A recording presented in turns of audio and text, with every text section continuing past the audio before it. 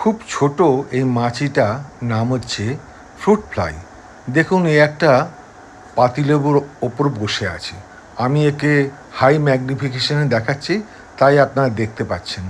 আসলে এর actual size কয়েক মিলিমিটার মাত্র।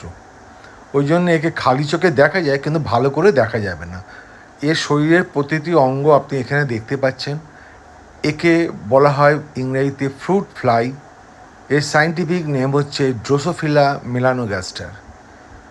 এই মাছিটা কিন্তু খুব প্রয়োজনীয় মানে বিজ্ঞানীদের কাছে এর উপর প্রচুর রিসার্চ হচ্ছে এবং ভবিষ্যতেও হবে।